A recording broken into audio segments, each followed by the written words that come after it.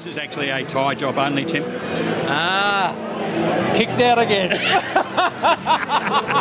That old story. Tell you what, them shoes, fella. Just before you walk up the stairs here at the Intercontinental, we'll get a couple of thoughts. Oh, I'd love it. Oh, I would love it. Now, this season, disappointing for both sides. Incredible, isn't it? Yeah. I actually did some sums the other day, and I am a mathematical genius.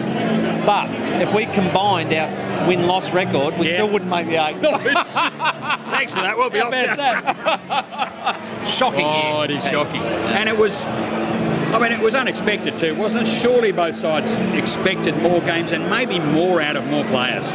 Don't you love the pre-season? The optimism that comes with pre-season. Yes. Everybody's the fittest they've ever been. We've trained differently. We've done everything. And not next year. And then all of a sudden, blah. I think we've had a big reality check, both sides. Isn't it good, though? I think it has put us both in a perspective and said, rightio, there's a lot of hard work to be done. Yeah. I think it will be done, but it will be done with some sort of intent, knowing that there's a lot of hard work to do, where I think it might have gone into pre-season, everybody thinking, you know, we're a bit better than what we think we are. Yeah. So, I mean, the Crows, it was interesting to hear Triggy say tonight, just before the big night here, to say they've got a lot of changes to be made. It sounds like he means everywhere.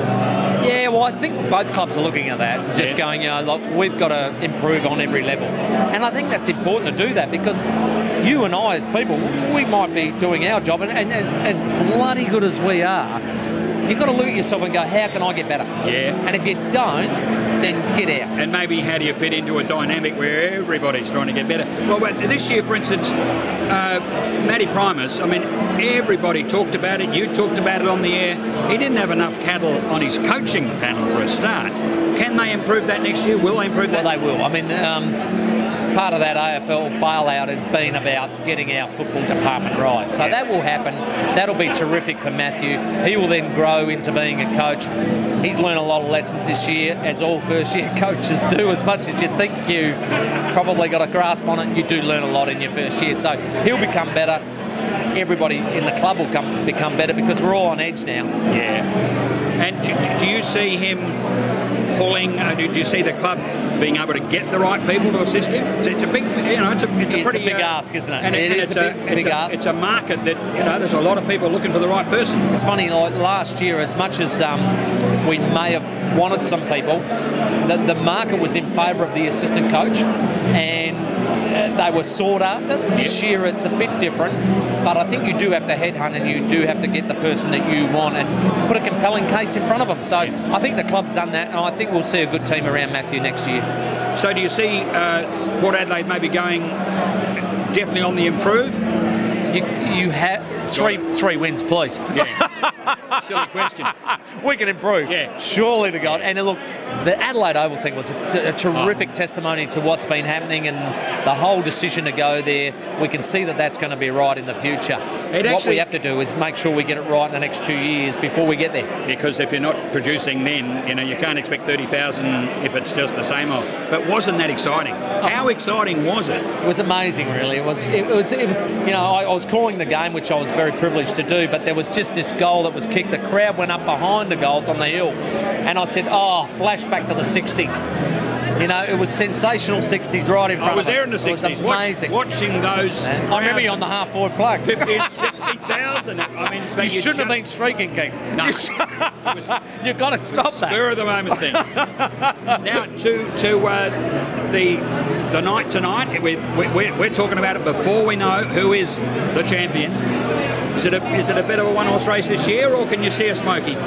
Look, I think it's been a difficult year for both clubs, but there's been one man that stood out amongst others for his consistency and ability. And you know, surprisingly, that boy, he grew up in North Haven, Port Adelaide Magpies boy. I'm backing him to be our Max Bashir Foodland Medalist of the Year. Yeah, Scotty Thompson. That's him. Yeah, he's good. He's my pick. Now, what about looking ahead to the finals?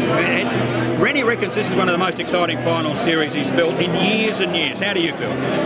I do too, because normally, you know, top four are clearly above the bottom four or the eight, the top eight. Yeah, but the bottom four is not bad. The bottom four this year's got St Kilda in it. Yeah. It's got Carlton, and it's also got West Coast. It's got Sydney. Essendon. It's got Sydney, and the Bombers look. Their best chance is to beat Carlton. Yeah, that's their best chance. But really, the other three, Carlton, Sydney, and who else we got? St Kilda. Yeah, so Carlton, Sydney, St Kilda. Those three are dangerous. In the bottom four, you see at least three that are dangerous? Very dangerous, I reckon. Yeah. And, those guys, I reckon, can beat those top four teams. That's the thing, and they have during the year. Sydney just proved it. Sydney just proved it again. And they play finals footy all year, don't they? Well, exactly. I mean, they've had a couple of hiccups, which are a bit unusual, but Adam Goods is in Brownlow form. Jeez, exciting. So, let's say... Yeah, there's a danger there, but do you still have two at the top in the grand final?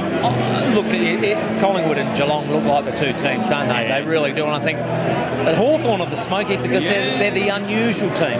They're the one that are unpredictable. They've got Rioli and Franklin that just do things that people don't predict, so they're the two that maybe upset those. Okay. Now, good on you, JB. Good on you, mate. One to go. Hang on, one bit to go. Carolyn Wilson. I know it's Carolyn Wilson, but it's a Timmy Ginever.